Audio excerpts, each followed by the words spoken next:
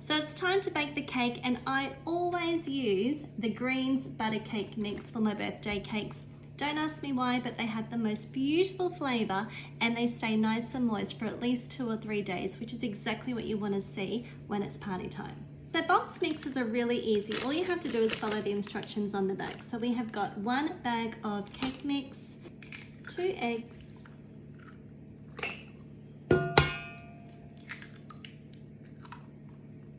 60 grams of butter, 2/3 of a cup of milk, and I love to add in some extra vanilla. So with my vanilla paste, I'm adding in about half a teaspoon. So now we're going to mix it in the mixer on low speed for about 30 seconds just to combine all the ingredients together. Scrape the bowl to make sure there's no dry ingredients at the bottom. Then pop it up to medium speed, which is number 4 on the KitchenAid, and beat it for 2 minutes. And that's it. And this is the consistency that we're looking for.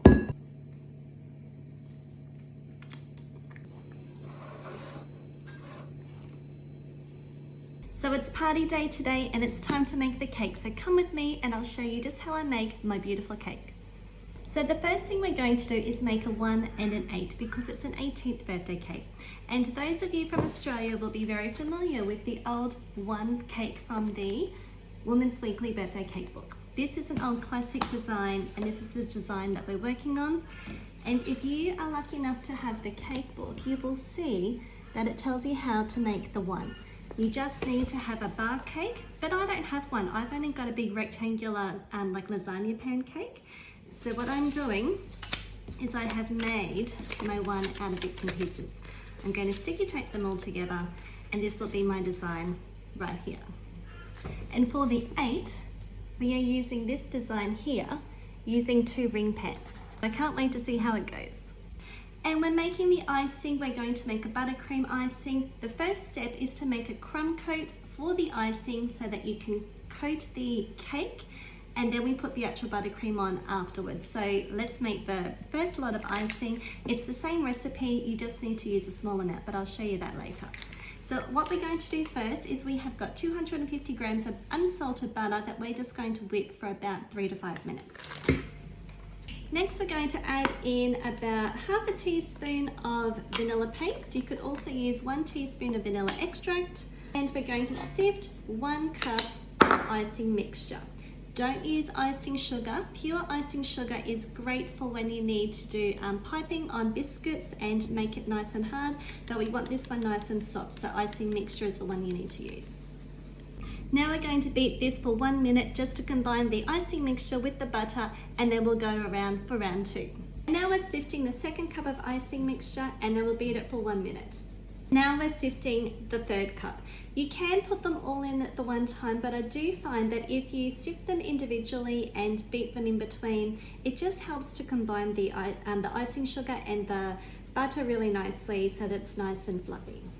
This is my number 1 that I have made out of the paper, and I am just going to lay it on top here and we will carve the cake out as such. So we will just put it on the edge, make sure that there is a straight edge on this end, and then we will just carve around the outside of the lineup, and then we will do the crumb coat.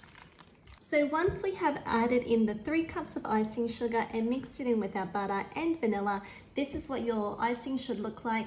You can add a tablespoon of cream if you wish to make it just a little bit looser, but this is really nice and perfect. Now it's time to add the color. Now the girls have asked for a buttercup yellow, so I'm using this Colour Mill yellow food coloring. It's an absolute beautiful product to use and the colors just come out so nice and vibrant. I'm going to use 10 drops. Now, what I did find was I did a trial run of a cake just to make sure that I had the colors down pat and the girls loved them. So my little tip to you is to always make sure you do a trial run before the big day, just so that there's no problems along the way.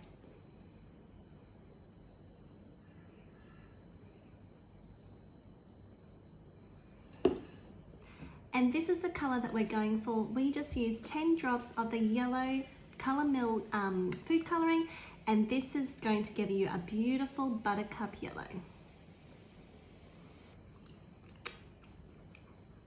So when when you are cooking ring cakes, make sure you flip them over, pop them on a plate in the fridge overnight. It just helps to eliminate as many crumbs as we possibly can.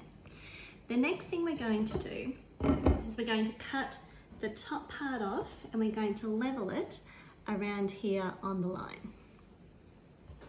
My other tip when icing ring cakes is to do the middle part first. You don't want to have the cakes already on the cake board and then having a messy bit in the middle to try to clean up. If you get the middle bit iced first, crumb coat and then top coat, you're going to have a nice clean middle on your cake.